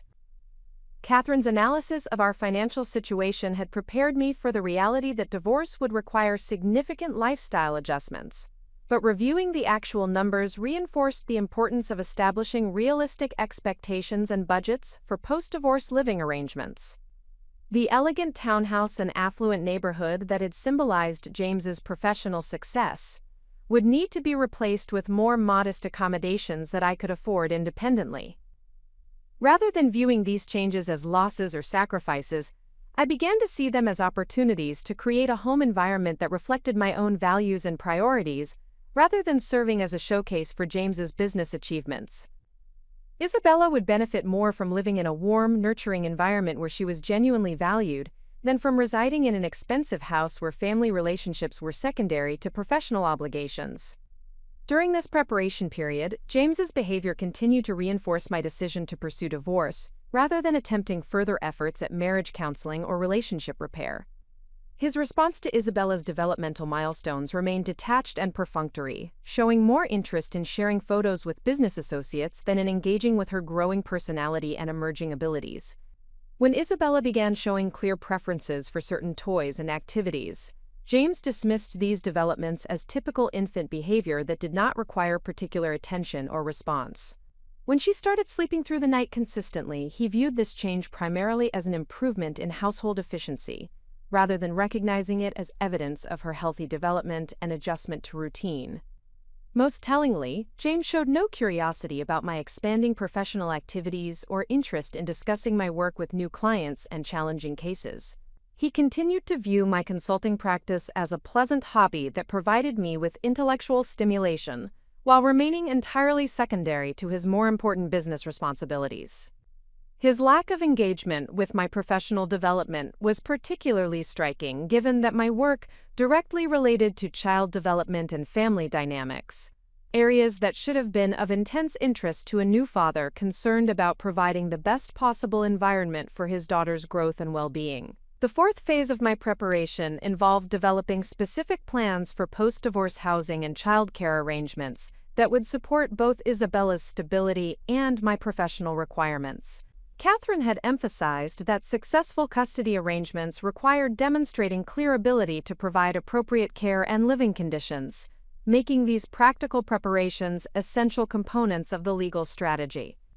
I began researching neighborhoods that would offer good schools, safe environments, and reasonable commuting distances to my primary client locations, focusing on areas that would provide Isabella with community connections and developmental opportunities while remaining within my projected budget constraints. The process required careful balance between affordability and quality, ensuring that our new home would represent improvement in emotional environment, even if it was less impressive in material terms. Childcare planning proved particularly complex, requiring coordination between my irregular consulting schedule and Isabella's need for consistent, high-quality care.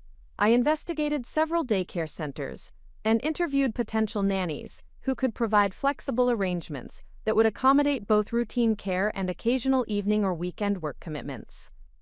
The childcare research process introduced me to other working mothers who were successfully managing professional responsibilities while providing excellent care for their children, often as single parents who had created supportive networks and efficient systems for balancing multiple demands.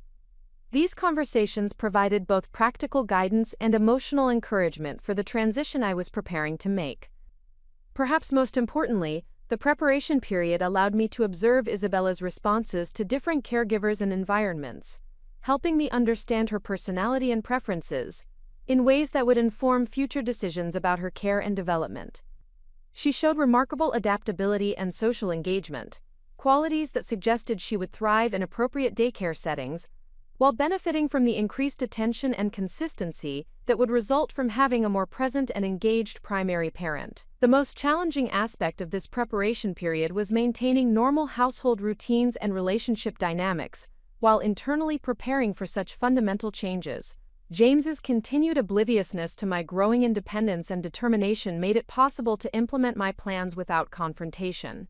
But it also highlighted the extent to which he had never truly paid attention to my thoughts, feelings, or activities.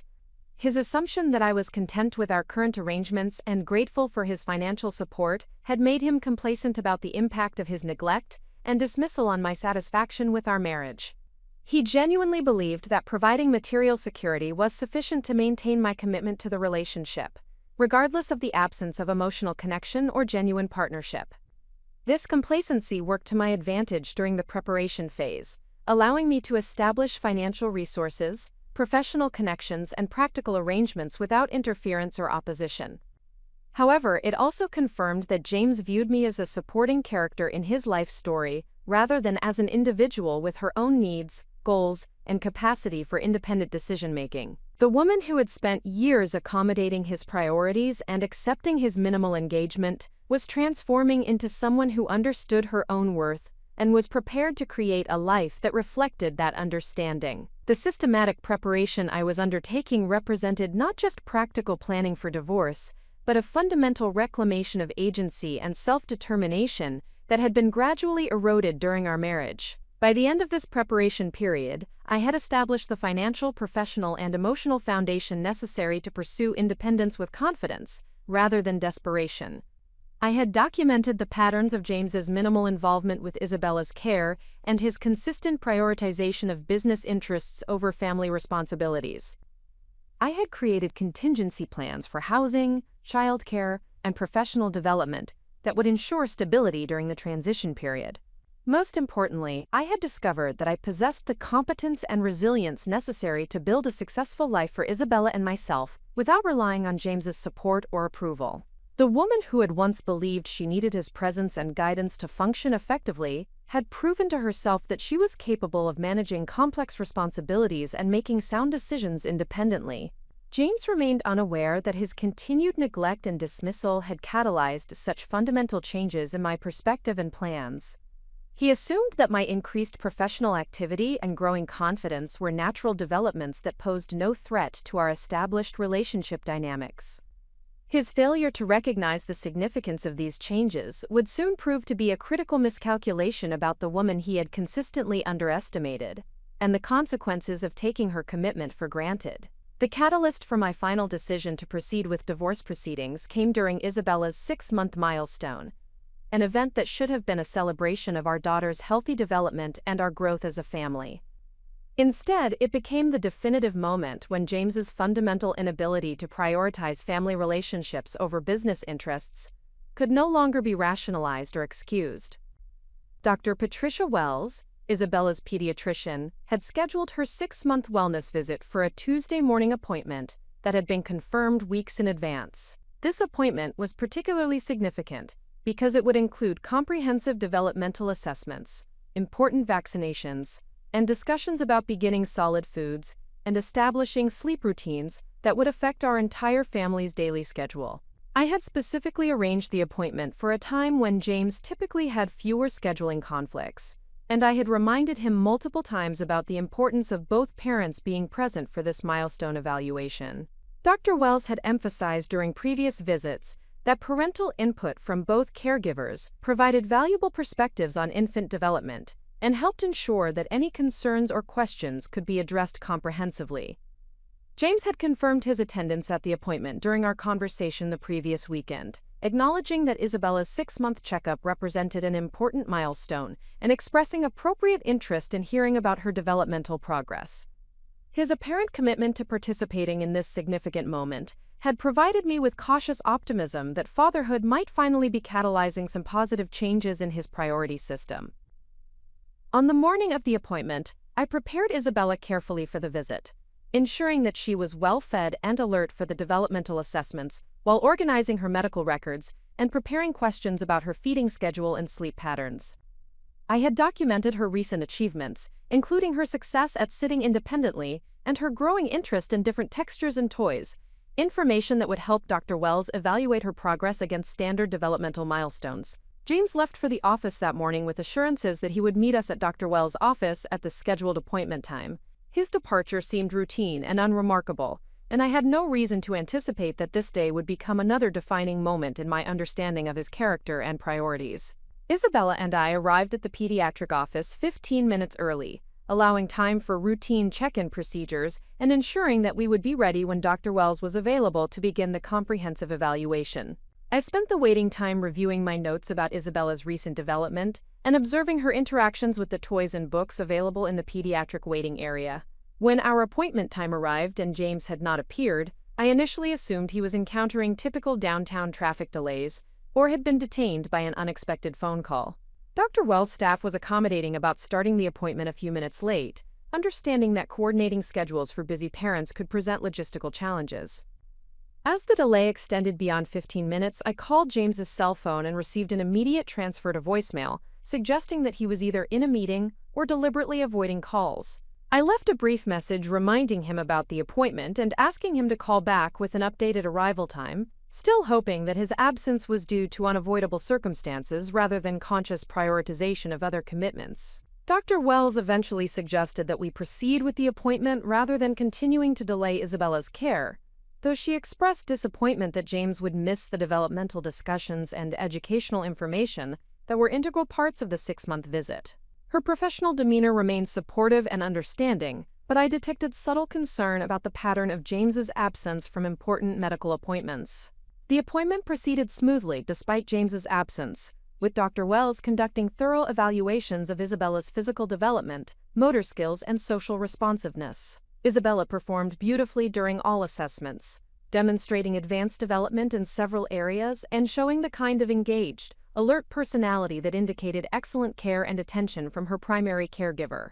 Dr. Wells complimented my detailed observations about Isabella's daily routines and developmental progress, noting that my background in educational psychology provided valuable insights into her cognitive and social development. She emphasized that Isabella's excellent health and development reflected consistent, attentive caregiving and a nurturing environment that was supporting her growth optimally. During our discussion about introducing solid foods and establishing more structured sleep schedules, Dr. Wells asked several questions that assumed both parents would be involved in implementing the recommended changes. When I explained that James's work schedule made him unavailable for most daily routines, she tactfully adjusted her recommendations to focus on strategies I could manage independently, while expressing hope that he would become more involved as Isabella grew older. The conversation revealed how completely I had internalized the assumption that I would be solely responsible for implementing medical recommendations and managing Isabella's daily care, despite being married to someone who should theoretically share these responsibilities. Dr. Wells' questions made me realize that single parents typically received more comprehensive support and resources than I was accessing, because healthcare providers recognized their need for additional assistance, rather than assuming they had reliable partners who were simply absent temporarily.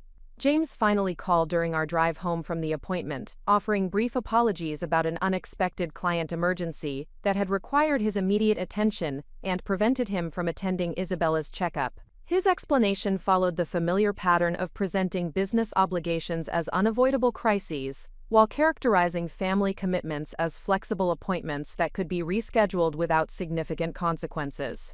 When I attempted to share Dr. Wells' recommendations about Isabella's feeding and sleep routines, James listened with distracted attention before suggesting that I handle the implementation since I was more familiar with her daily schedule anyway. His response demonstrated that he viewed parenting as primarily my responsibility, with his involvement being helpful but not essential for making important decisions about our daughter's care and development.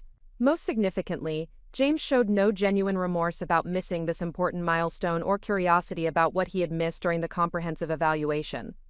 His focus remained on justifying his absence, rather than understanding its impact on Isabella's care, or my experience of managing significant parenting responsibilities without support from my supposed partner. That evening, as I reviewed Dr. Wells' written recommendations and began planning changes to Isabella's feeding schedule, I realized that James's absence from the appointment was not an isolated incident, but rather a definitive statement about his priorities and his vision of our family dynamics. He had demonstrated once again that business commitments would always take precedence over family responsibilities, regardless of their significance or timing. The pattern that had begun with his abandonment during Isabella's birth had continued through her early months and was now extending to her ongoing medical care and developmental monitoring. James was not going to become more involved or attentive as she grew older. He was going to continue viewing fatherhood as a secondary role that could be managed around his primary focus on professional success. This recognition catalyzed my decision to schedule a final consultation with Catherine Morrison and proceed with filing divorce papers. The systematic preparation I had been conducting over the previous months had created the foundation necessary for independent living, and James's continued demonstration of misplaced priorities had eliminated any remaining doubts about the appropriateness of ending our marriage. During my final consultation with Catherine, I reviewed the comprehensive documentation I had assembled about James's minimal involvement in Isabella's care and his consistent pattern of prioritizing business interests over family responsibilities. The evidence was extensive and compelling, clearly establishing that I had been functioning as Isabella's primary caregiver from birth, while James had remained peripheral to her daily care and development. Catherine reviewed my financial preparations and confirmed that I had successfully established the resources and professional connections necessary to support independent living while maintaining appropriate care for Isabella. My consulting practice had grown sufficiently to provide stable income, and the budget projections for post-divorce expenses were realistic and manageable given my earning potential in educational psychology. Most importantly, Catherine emphasized that my systematic preparation and careful documentation had created optimal conditions for pursuing custody arrangements that would serve Isabella's best interests while protecting her from unnecessary disruption during the transition period. The evidence of James's limited involvement in her care would support requests for primary physical custody while ensuring that he maintained appropriate visitation rights and parental responsibilities. Catherine explained that the divorce papers would be served to James at his office, a professional setting that would minimize potential emotional volatility while ensuring that he received the documents in a context where he would be expected to respond with appropriate composure. The timing of service would be coordinated to allow for orderly transition arrangements while protecting Isabella from exposure to conflict or instability.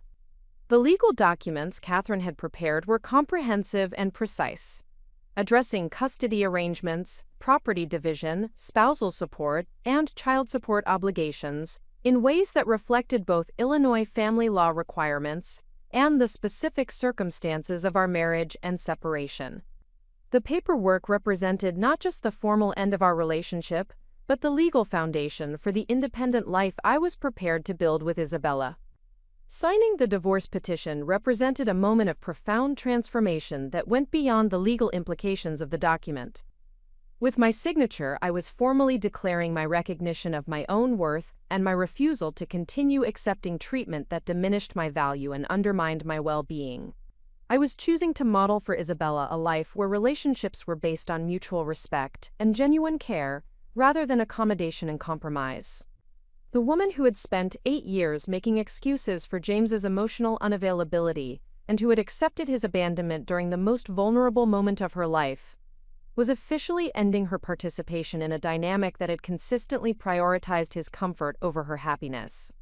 The systematic preparation and careful planning that had brought me to this moment represented not just practical logistics, but a fundamental reclamation of agency and self-determination. Catherine scheduled the service of papers for the following Thursday, allowing me several days to finalize practical arrangements and prepare emotionally for James's response to discovering that his assumptions about my dependence and passivity had been fundamentally incorrect. She provided detailed guidance about managing the immediate aftermath of service, including strategies for maintaining household stability and protecting Isabella from unnecessary stress during the initial period of adjustment. The days between signing the papers and their service were filled with quiet anticipation and final preparations for the new phase of life that was about to begin. I continued maintaining normal household routines, while internally preparing for the dramatic changes that James's receipt of the divorce petition would initiate in our family dynamics. During this period, I found myself observing James with a mixture of sadness and relief, recognizing both the positive qualities that had initially attracted me to him and the fundamental character limitations that had made our marriage unsustainable. He was not an evil person, but he was someone whose worldview and priorities were incompatible with the kind of partnership and family life that Isabella and I deserved. James's continued obliviousness to the magnitude of change that was about to occur in his life reflected the same lack of attention and awareness that had characterized his approach to our marriage and his relationship with Isabella. His assumption that his minimal effort and financial contributions were sufficient to maintain my commitment to the relationship had made him complacent about the consequences of his continued neglect and dismissal. The irony was that James believed he was being a responsible husband and father by focusing on professional success and financial security, not understanding that his approach was actually undermining the family stability he claimed to be protecting. His inability to recognize the importance of emotional presence and genuine partnership had created the very problems he would soon discover had led to the dissolution of his marriage. On Wednesday evening, as James reviewed business documents and prepared for meetings while I fed Isabella and organized her bedtime routine, I realized that this would be our last evening together as a married couple before everything changed irreversibly. The quiet domesticity of the moment belied the magnitude of transformation that would begin with the service of papers the following afternoon.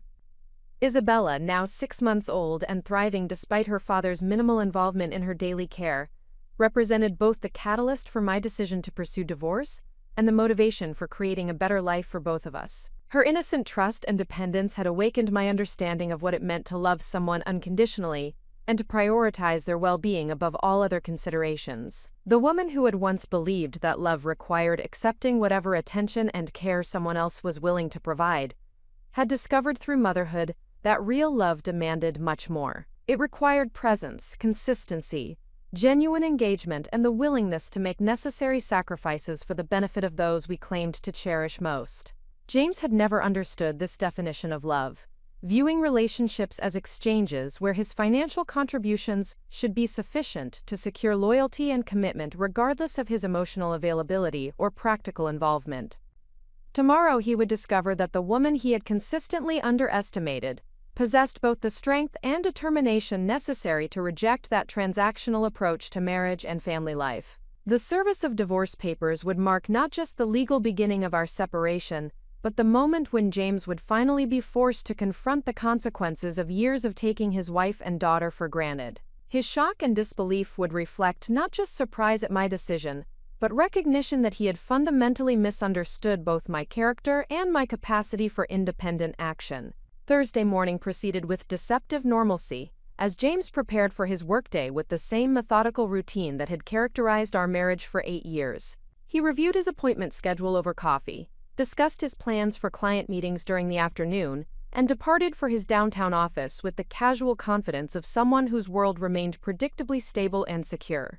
I maintained my typical morning routine with Isabella, preparing her breakfast and engaging in the developmental activities that had become central to our daily schedule. The contrast between the ordinary nature of these familiar tasks and the extraordinary transformation that would occur later that day created a surreal quality to those final hours before everything changed irreversibly. Catherine Morrison had confirmed that the process server would arrive at James's office at precisely 2 o'clock that afternoon, a timing that would ensure he received the divorce papers during normal business hours, when he would be expected to maintain professional composure despite the personal shock of the document's contents.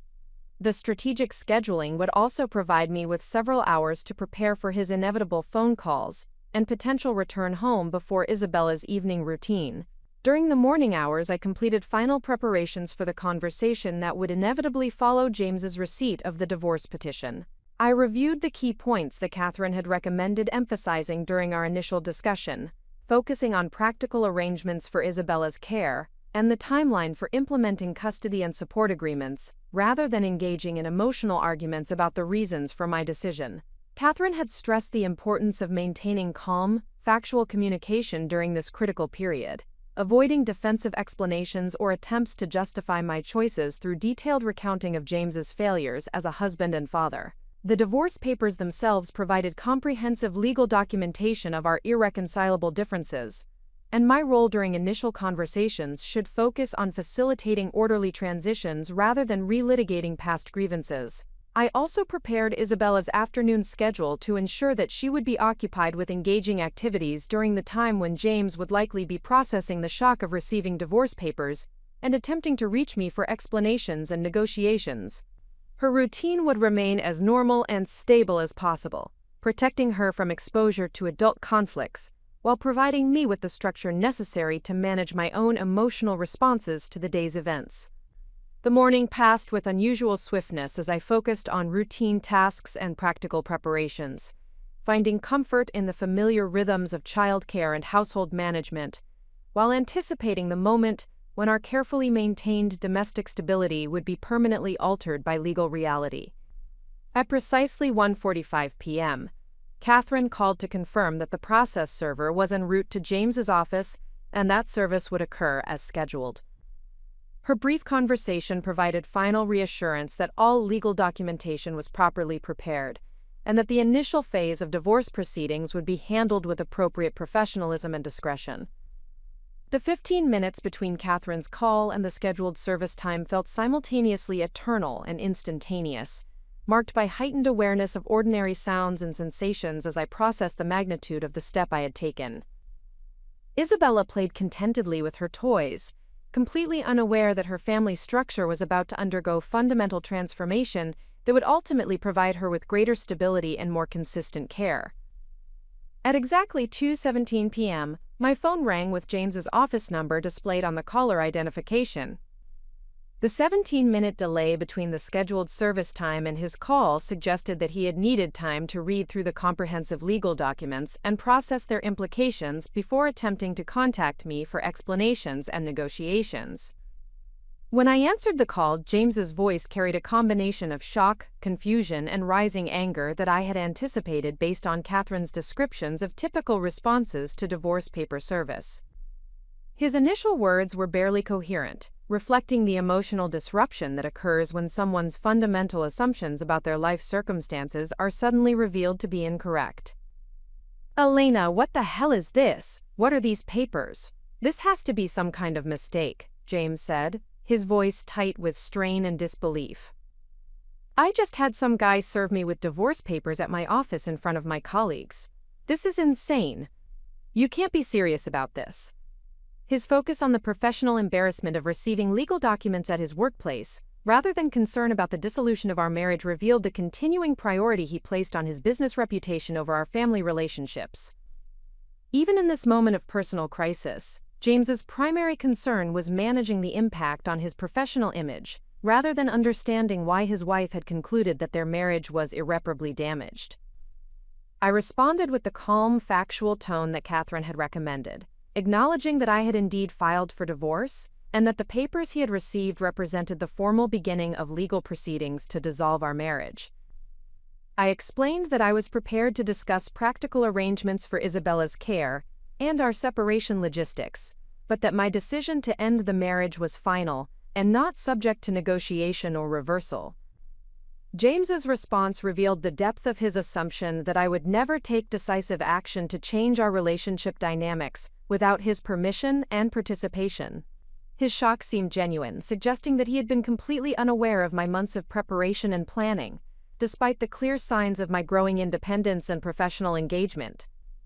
"Elena, you can't just decide to get divorced without talking to me about it," James said, his voice becoming more agitated as the reality of the situation began to penetrate his initial disbelief. "We're married. We have a child together. We have a house, investments, a life together. You can't just throw all of that away because you're having some kind of postpartum emotional crisis. His characterization of my carefully considered decision as a postpartum emotional crisis demonstrated his fundamental inability to recognize my concerns as legitimate grievances worthy of serious attention. Even confronted with legal documents that clearly articulated irreconcilable differences and requested dissolution of our marriage, James remained convinced that my dissatisfaction was temporary and irrational rather than based on years of accumulated disappointment and neglect. I explained that my decision was not impulsive or emotionally driven, but rather the result of extensive consideration and planning based on our fundamental incompatibility regarding partnership, parenting responsibilities, and family priorities. I emphasized that the divorce papers contained detailed information about custody arrangements and support obligations that had been carefully developed to serve Isabella's best interests while ensuring fair treatment for both parents. James's response to my explanation revealed his complete inability to understand how our marriage had failed from my perspective. Despite years of clear communication about my needs for greater emotional connection and shared parenting responsibilities, his confusion seemed genuine, reflecting not deliberate cruelty but rather profound disconnection from my experience of our relationship. "Elena, I don't understand what you're talking about," James said, his voice carrying frustration and bewilderment. "I've been a good husband. I work hard to provide for our family. I've never cheated on you. I've never been abusive. What more do you want from me? What's this really about?" His definition of adequate husbanding focused exclusively on financial provision and the absence of obvious misconduct, revealing his inability to comprehend that emotional neglect and practical abandonment could be equally damaging to marriage and family relationships. James genuinely believed that meeting basic legal and financial obligations was sufficient to maintain a wife's commitment, regardless of the quality of emotional connection or level of practical partnership. I attempted to explain that successful marriages required more than financial support and legal fidelity, emphasizing the importance of emotional presence, shared parenting responsibilities, and mutual consideration in daily decision-making. I referenced specific examples of his absence during crucial moments, including Isabella's birth and her recent medical appointments, to illustrate the pattern of prioritizing business interests over family needs. James's response to these examples demonstrated his continued inability to recognize the significance of his choices and their impact on our family relationships.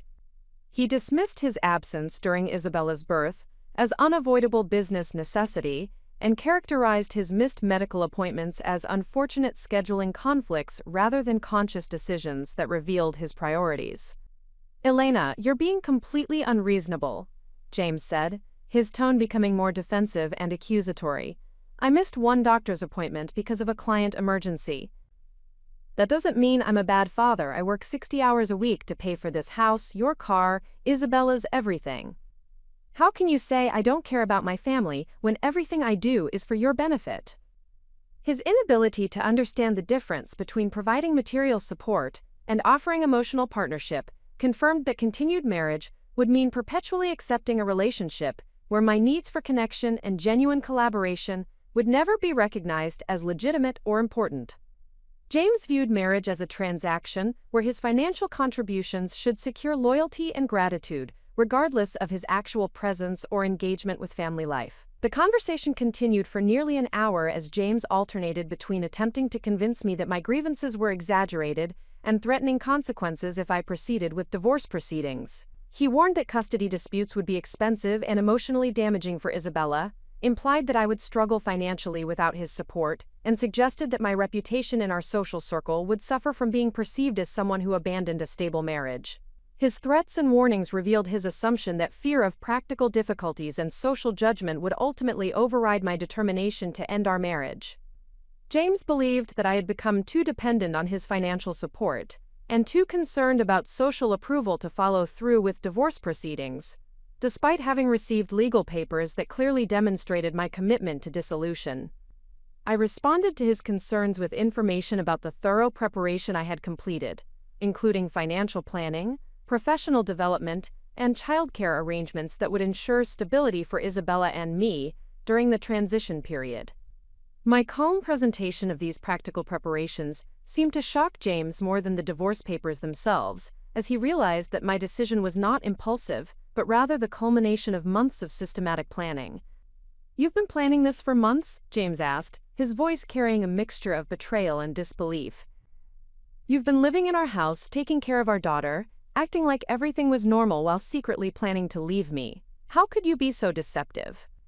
His characterization of my preparation as deception revealed his expectation that I should have continued accepting unsatisfactory treatment while openly discussing my growing dissatisfaction and plans for independence. James seemed to believe that I owed him advance warning before taking steps to protect my own well-being and Isabella's future, despite his consistent dismissal of my previous attempts to address problems in our marriage.